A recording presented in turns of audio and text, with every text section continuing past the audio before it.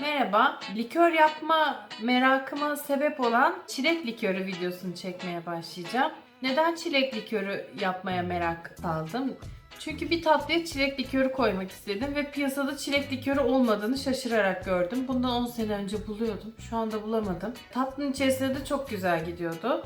Önce piyasada çilek bulamayınca bunu vişne üzerinde, frambuaz üzerinde ve nane üzerinde denemeye başladım. Onların likörlerin olması biraz daha uzun sürüyor, birkaç ay sürüyor. Şimdi çilek likörünü yapacağım. Bu tariften 10 gün ya da 2 hafta sonra sonuç alacağım. Dolayısıyla ilk bu videoyu yayınlamış olacağım sanıyorum. Çilek likörü yapmak için 15 tane kadar çileğime ihtiyacım var. İçerisine şeker konuyor 200 mililitre kadar.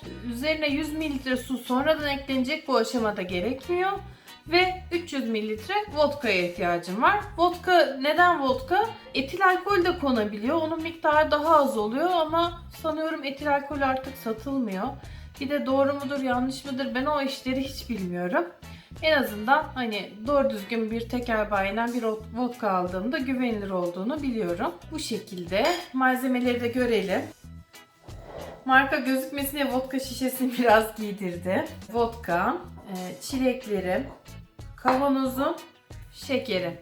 Kapaklı bir kavanoza ihtiyacım var. Bunun sonucunda ben yarım litre, yani 500 mililitre çilek likörü elde edeceğim. Şimdi işleme başlayalım. Şimdi işleme şöyle başlıyoruz. Öncelikle çilekleri dilim dilim doğruyorum.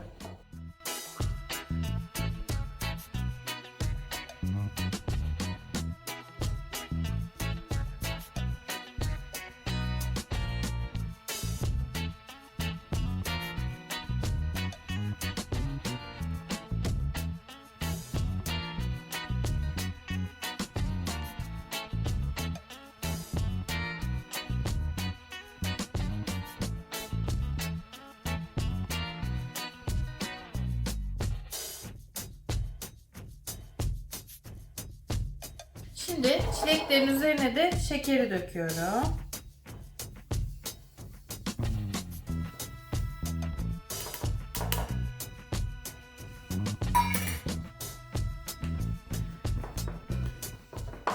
Kapağı kapatıyorum ve bunu iyice sallıyorum.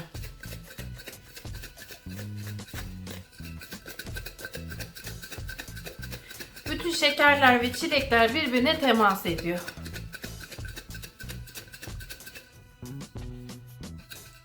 Daha sonra açıyorum ve üzerine 300 mililitre vodka ekliyorum.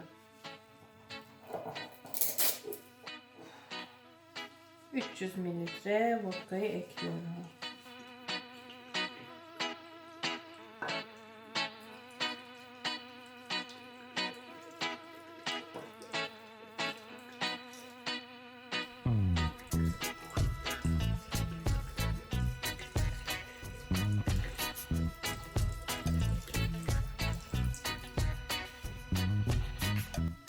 Tabii buna vodka ekleyince bu ucuza gelmiyor. Amacımız ucuza gelmesi değil. Amacımız piyasada bulunmadığı için çilek likörü yapabilmek. Şimdi tekrar çalkalıyorum bunu.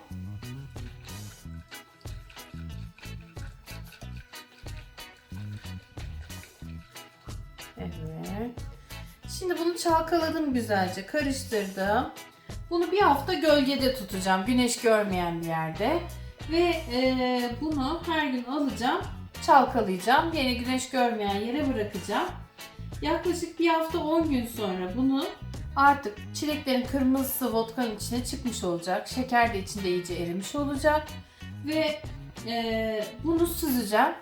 Ve daha sonra suyunu ekleyerek kullanmaya hazır olacak. Şimdilik ben bunu güneş görmeyen yere götürüp 10 gün boyunca çalkalama işlemi için videoyu kapatıyorum. Çilek likörümüz 10 günlük bekleme süresini tamamladı. Şimdi bunu da süzgeçten geçirip şişesine dolduracağım. Hep birlikte görelim. Bu ne? Süzgeç.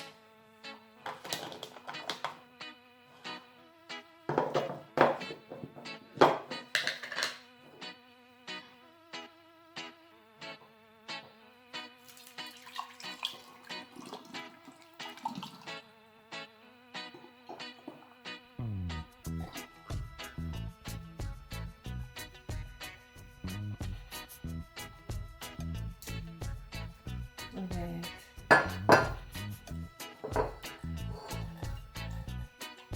Of, nefis görünüyor. Likörlerde en çok istediğim buydu ve vişne. Ama bunu daha çok istiyordum çünkü artık bunun hazırı piyasada satılmıyor. Daha önce tarifini verdiğim bir tatlımda da çilek likörü kullanılıyordu normalde. Daha önce çilek likörü bulamadığım için çilek reçeliyle yapmıştım. Ama aynı tatlıyı eğer denediyseniz bir de likörle deneyin derim. Çünkü tatlı öyle daha güzel oluyor açıkçası. Şimdi bunun kalan kısmına da su ekleyeceğim ama şöyle yapacağım. Çalkalayacak pay da kalmasını istediğim için. Bu arada likörlerim için 4 şişe almıştım, 4 çeşit yapıyorum diye. Ama her bir çeşide 2 şişe gittiği için daha sonra gidip 4 şişe daha alacağım. Şimdi bunların üzerine su ekliyorum.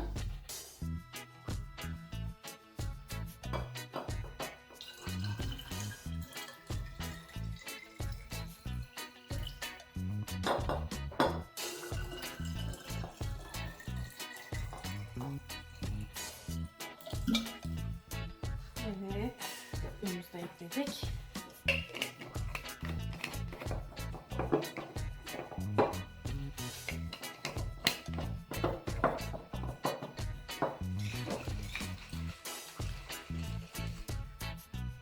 Çilek likörlerimiz hazır. Daha sonra tadımını da yapacağız. Aslında merak ettim. Tek başımayken minik basit bir bardakta tadım yapabilirim bence. Bakalım nasıl oldu.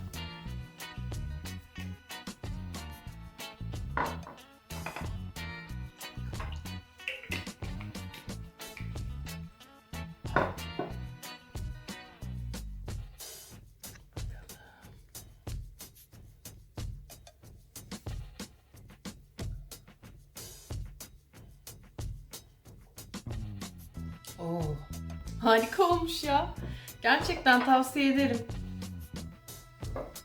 Deneyin mutlaka. Hem de içine az vodka konuyor, masrafı da düşük. Çok da lezzetli. Hoşça kalın.